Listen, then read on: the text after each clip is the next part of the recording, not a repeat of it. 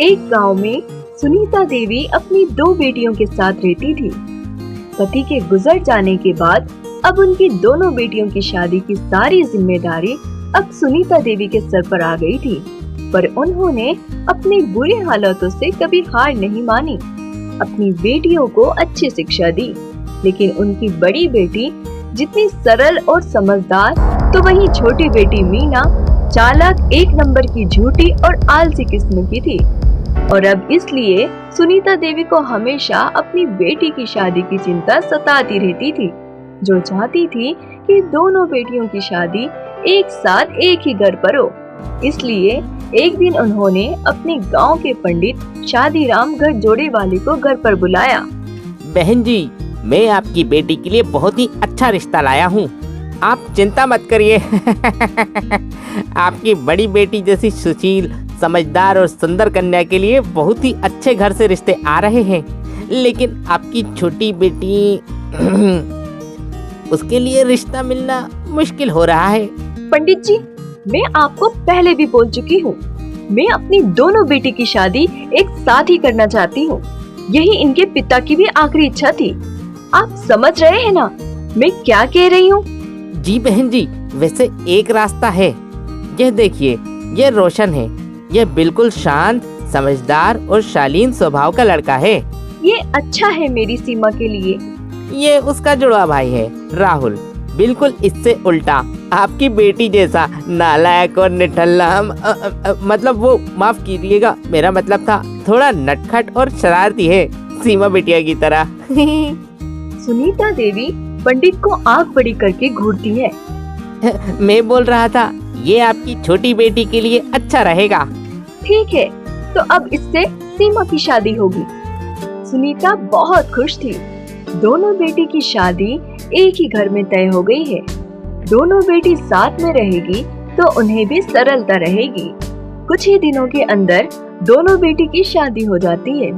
सुनीता अपने जुड़वा दामाद को देखकर एकदम हैरान रह जाती है। दोनों बिल्कुल एक जैसे। सीमा और मीना अपने ससुराल चली जाती है। एक दिन जब सीमा का पति रोशन ऑफिस जा रहा था, तब सीमा बोली, अजी सुनिए, मैं सोच रही थी कि मैं आपके बिजनेस में आपकी मदद करूं, वरना मेरी पढ़ाई लिखाई का क्या फायदा। ठीक है, तुम बिजनेस के सारे हिसाब किताब देख लिया करना और जब घर के काम से फुर्सत हो तब ऑफिस आ जाया करना। अब खुश? अब सीमा घर का भी सारा काम संभालती और ऑफिस का भी। और उसकी छोटी बहन मीना और राहुल कुछ नहीं करते थे। दोनों घर में आलसी की तरह जिंदगी गुजार रहे थे। हाय राम दीदी, मेरे सर पर तो जोरों का दर्द है। दीदी, आज सुबह का नाश्ता भी तुम बना दो, फिर ऑफिस चले जाना। ठीक है छोटी, तू आराम कर। इसी तरह बहाने बनाकर मीना और राहुल दिन भर घर पे पड़े रहते।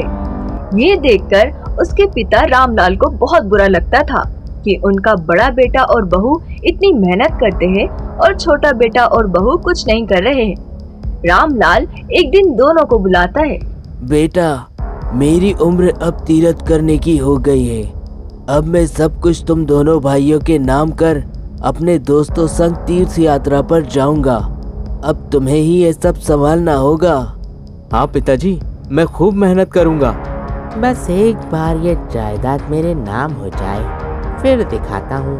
पिताजी, आप बिल्कुल चिंता मत कीजिए, मैं सब संभाल लूंगा। रामलाल अपनी जायदाद दोनों में बांटकर तीर्थ करने चला जाता है। रोशन मेहनत करके अपने बिजनेस को ऑनलाइन कर लेता है। उससे बहुत मुनाफा होता है और राहुल को बिजनेस में बहुत बड़ा घाटा हुआ। उसका घर और बिजनेस सब बिक गया। अब उसके पास रहने के लिए भी जगह नहीं थी। ये देख मीना अपनी बड़ी बहन से जलने लगी और बोली, अब मैं अपनी घमंडी बहन की एक नहीं सुनूंगी। आप चलो जी मेरे मायके, मेरा घर तो है ही, अब हम दोनों वहीं रह लेंगे। अब राहुल के पास कोई दूसरा रास्ता नहीं था, इसलिए वो अपने ससुराल घर जमाई बनकर रहने चला गया। राहुल सोचता है ससुराल में ऐसे भी दामाद की बहुत इज्जत होती है, वहाँ कुछ काम नहीं करना पड़ेगा। मीना और राहुल सुनीता देवी के साथ रहने चले जाते हैं। कुछ दिन सुनीता देवी राहुल की बहुत खातिरदारी करती है।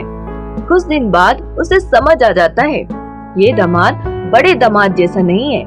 दोनों जुड़वा भाई होने के बाद भी दोनों के विचार और स्वभाव बहुत अलग है। सुनीता राहुल को सबक सिखाने का ठान लेती है। बेटा, आप जब से आए हैं कहीं बाहर नहीं गए, इसलिए मैं सोच रही हूँ आज से आप सब्जी और राशन के सामान ले आइएगा। ठीक है मम्मी। कुछ दिन तक ऐसा ही चलता रहा। सुनीता दिन ब दिन दोनों से घर के सारे काम करवाने लगी। ये देख राहुल को बड़ा गुस्सा आता है, लेकिन उसके पास जाने की कोई और जगह नहीं होती, इसलिए चुपचाप सारे काम करने लगता है। कुछ दिनों बाद रोशन और सीमा भी आ जाते हैं। सुनीता अपने बड़े दामाद की बहुत खातिरदारी करने लगती है और छोटे दामाद से काम करवाती है। ये देख मीना को बहुत बुरा लगा। मम्मी, राहुल भी तो यहाँ का दामाद है, आप सिर्फ जीजा जी की ही खातिरदारी कर रही हो और मेरी पति की कोई इज्जत ही नहीं। छोटे दामाद कहाँ जाने वाले हैं, वो तो आलसी की तरह यहीं की रोटियां तोड़ेंगे बेटी, लेकिन बड़े दामाद को तो ढेरों काम है, वो कहाँ फिर आने वाले हैं जल्दी। राहुल भी घर के लिए सारे सामान लाकर मेहनत कर रहा है, वो इसलिए क्योंकि उसके पास जाने को कहीं और जगह नहीं है। मैं तुम दोनों को यही बात समझाना चाहती हूँ, अपनी कमाई से ही अपना घर चलता है और दूसरों के भरोसे रहोगे तो कुछ ही दिन इज्जत मिलेगी। अब राहुल को सुनीता देवी की कड़वी लेकिन सच्ची बात समझ आ जाती है और वो फैसला करता है कि वो भी अब अपनी मेहनत और अपने दम पर अपनी पहचान बनाएगा। मम्मी जी, मुझे आपकी बात समझ में आ गई। आज से मैं नौकरी की तलाश करूंगा और बहुत मेहनत करूंगा और अपने पाँव पे खड़ा होने के बाद ही मीना के साथ इस घर में इज्जत से लौट कर आऊंगा। हाँ, और अब मैं भी दीदी की तरह तुम्हारे काम में तुम्हारा हाथ बटाऊंगी। और इस तरह अब से राहुल और मीना भी खूब मेहनत करने लगे और राहुल को भी नौकरी लग जाती है। वे अपना एक अलग घर भी ले लेते हैं। सुनीता देवी ये देख बहुत खुश होती है कि उनके आलसी दामाद और बेटी को अब अक्ल आ चुकी थी। एक बार की बात है, एक शहर में कोकिला अपने पति और बेटे रोशन के साथ रहा करती थी। वो स्वभाव से थोड़ी चालाक और लालची किस्म की थी। उसके बेटे रोशन की सरकारी नौकरी पक्की होते ही वो बहुत खुश हुई और अब दहेज के लालच में उसने अपने बेटे की शादी करने की सोची। उसने पंडित शादी राम घर जोड़े को घर में बुलाया। देख पंडित, अब मेरा बेटा सरकारी नौकर है, हाँ, तू कोई ऐसा रिश्ता दिखा जो इस घर को दहेज से भर दे और बहू भी मेरी मुट्ठी में रहे। हाँ।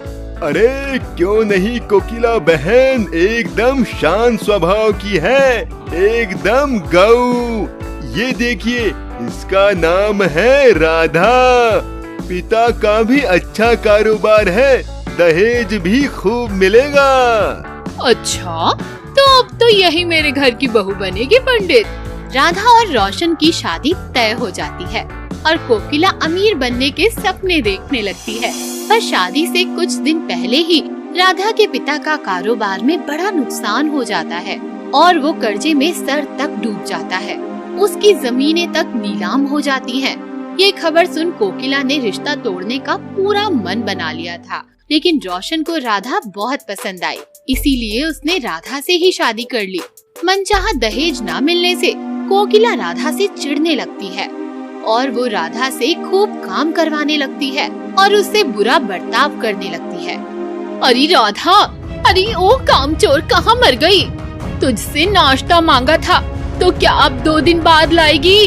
किसी काम में हाथ नहीं चलता इस कामचोर का। हाँ, जी माँ जी, बस अभी लाई। अरे पानी, अरे पानी ला। खड़ी खड़ी मेरा मुंह क्या देख रही है? ये नाश्ता बनाया है कि जहर?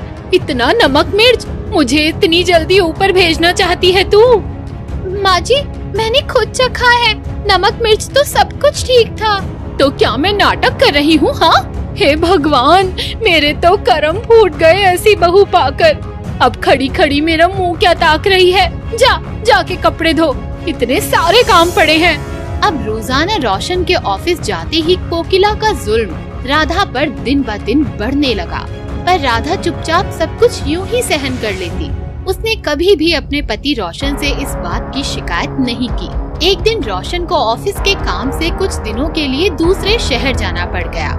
राधा, मैं 1 महीने के लिए बाहर जा रहा हूँ। तुम अपना और माँ का ख्याल रखना। राधा पेट से थी। वो ये बात रोशन को बताती इससे पहले ही रोशन की कंपनी की गाड़ी आई और वो चला गया। अब तो कोकिला का राधा के प्रति बर्ताव और भी बुरा हो चुका था। ज्यादा काम करने की वजह से अब राधा की तबीयत और भी खराब रहने लगी। लेकिन कोकिला को राधा पर जरा भी रहम नहीं आता।